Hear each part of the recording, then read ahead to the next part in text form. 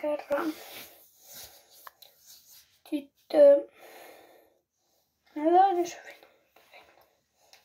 Sofina tykkäsi koulusta. Hän tykkäsi matikasta, liikasta, liikasta. Kuotateista ja sellaisista puukasta ja sellaisista. Mutta yksi juttu, josta hän näitä englannista.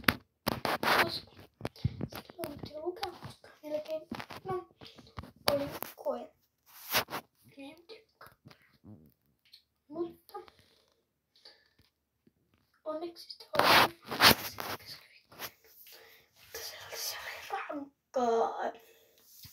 Onneksi koulupäivän päätteeksi pääsin aina kotiin. Koska kodissa voi esimerkiksi ulkoilla pihalla puolinta nukkua. Mutta tässä oli tää video. Moi moi moi. Nähdään ensi kerralla. Moi moi moi.